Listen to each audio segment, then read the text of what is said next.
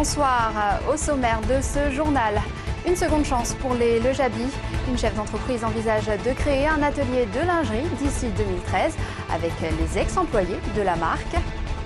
L'unité Kangourou, c'est le nom du nouveau service consacré aux prématurés qui vient d'ouvrir ses portes à l'hôpital de la Croix-Rousse. Et enfin, le Magellan fait escale à Lyon. Ce bateau-école flambant neuf a été présenté par la région Rhône-Alpes. L'équipement sert à développer la formation de navigation fluviale. Deux des trois agresseurs présumés de Villeurbanne sont ce soir en garde à vue. Le procureur a annoncé aujourd'hui que deux jeunes d'une vingtaine d'années se sont rendus cet après-midi à la police. Ils sont soupçonnés d'avoir frappé à coups de barres de fer et de marteau trois jeunes juifs portant la kippa samedi dernier. Une dizaine de personnes sont toujours recherchées pour avoir participé à ce lynchage. On a, si je puis dire, ciblé trois personnes. Et il y a effectivement deux des principaux protagonistes qui actuellement sont en garde à vue, en tout cas ceux à l'égard desquels on a recueilli les éléments les plus importants. Et la troisième, pour l'instant, elle n'est pas interpellée, elle est recherchée. Ce sont des coups volontaires aggravés par trois circonstances, désolé de faire un petit peu de technique, mais qui n'ont pas entraîné une ITT supérieure à 8 jours, donc ils encourent 7 ans d'emprisonnement. Social, la production de cracottes et de craquinettes sur la sellette à l'usine Blédina de Villefranche. Le contrat de production s'achève fin 2013, une fabrication qui représente un tiers de l'activité de l'entreprise. Les 40 employés craignent le licenciement et à terme la fermeture du site. Aujourd'hui, ils ont remis une pétition à leur direction. C'était vraiment un produit de rupture sur les produits infantiles et c'est pour ça que ça nous affecte vraiment ce départ de cracottes et craquinettes. Est-ce qu'il y a une pérennité sur Villefranche? Est-ce qu'on va développer de nouvelles choses, de nouveaux volumes? Et c'est là-dessus que les gens ils ont besoin d'être rassurés. Et de son côté, la direction de Blédina a tenu à assurer qu'il n'y aura ni licenciement ni fermeture d'usine. Un atelier de lingerie haut de gamme avec les ex-Le Jaby. C'est le pari un peu fou lancé par une chef d'entreprise de Villeurbanne. Quelques mois à peine après la liquidation de la marque de lingerie, les ex-salariés pourraient bien reprendre du service. Les explications de Jasmine Sorgue. C'est elle, Muriel Pernin, l'espoir pour plusieurs ouvrières en lingerie. Cette directrice d'agence de communication s'est lancée dans un nouveau projet d'atelier, les Atelières, qui embauchera 25 personnes. Parmi elles, des anciennes salariées de Le Jaby. Ce sont les plans sociaux successifs de l'entreprise qui ont décidé, Muriel Pernin, à ne plus pleurer, comme elle dit, mais à agir. J'ai été doublement émue, d'une part par ces femmes qui étaient licenciées, et émue aussi par ce savoir-faire qui allait disparaître puisque ces femmes sont la plupart du temps en fin de carrière. Pas question de produire intensivement dans la moyenne gamme, la niche des atelières, le luxe avec comme client des maisons de haute couture. Les ouvrières ne concevront pas les modèles, elles les fabriqueront juste au sein d'une société que Muriel Pernin souhaite éthique pour valoriser le travail des femmes aux doigts d'or. On a fait notre business plan avec un salaire de 1 500 € net pour les ouvrières. Et cela ne sera possible que si on limite beaucoup le salaire des cadres. Notre échelle fonctionnera de 1 à 3. Aidés par la maison Le Jaby, leur premier client, soutenu par la préfecture, les atelières ont besoin d'un capital d'au minimum 100 000 € pour lancer la production. Il n'en reste que la moitié à trouver ainsi qu'un local et du personnel. Muriel Pernin lancera le 18 juin, en souvenir d'un autre appel historique, un appel aux dons de 10 € par sympathisant. Mieux accompagner les bébés prématurés, c'est le but du tout nouveau service qui vient d'ouvrir ses portes à l'hôpital de la Croix-Rousse. Son nom, l'unité Kangourou.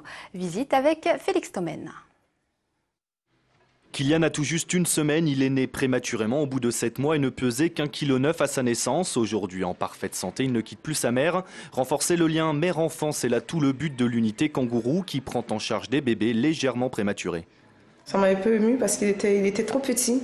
Et puis après, j'ai compris que voilà, il fallait du temps pour qu'il se développe, pour qu'il prenne ses formes et tout ça. Donc après, ça m'a donné ce petit bout de chou. Et puis là, ça va mieux, il se développe bien, on s'occupe bien de lui comme un petit prince. Le bébé est au chaud contre sa maman, contenu, et du coup, ça permet d'une façon différente de prolonger cette grossesse et d'améliorer la santé du bébé. D'où le nom Unité Kangourou. Après l'hôpital Femmes-Mère-Enfant, celui de la Croix-Rousse est le second à la proposer à Lyon. Inspiré des pays nordiques, cette méthode permet ainsi d'éviter la séparation mère-enfant, mais semble surtout garantir un meilleur développement chez des nouveau-nés modérément prématurés par rapport à un placement en couveuse.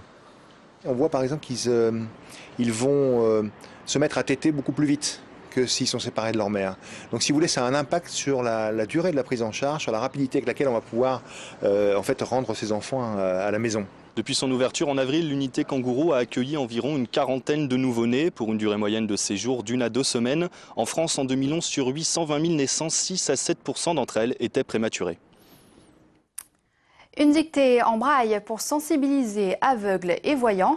À l'initiative de l'UNADEV, l'Union nationale des aveugles et déficients visuels, une dictée était organisée cet après-midi à la mairie du 6e arrondissement. L'opération, qui a lieu dans le cadre d'un projet pilote, a attiré une vingtaine de personnes. Elle devrait être renouvelée l'an prochain au niveau national. Le Magellan, c'est le nom du bateau-école présenté par la région Rhône-Alpes à Lyon dans le cadre d'une coopération interrégionale. Un équipement qui sert en fait à la filière transport fluvial du lycée Les Catalins de Montélimar, ouverte à la rentrée 2011. Objectif, développer la formation des bateliers. Jasmine Sorg. Largué à l'arrière. Maxime a 15 ans, il est l'un des 12 élèves de la première promotion du CAP Transport Fluvial de Montélimar. Au bout de ces 3 années, il sera matelot, mais lui vise plus haut. J'aimerais bien être capitaine sur les paquebots de croisière, mais ça, après, faut travailler. Sur ce bateau-école, les élèves apprennent les bases de la batellerie, s'occuper de l'entretien des moteurs, des réparations, du lavage, du chargement, de la cuisine et aussi de seconder les manœuvres. Là, on va appareiller.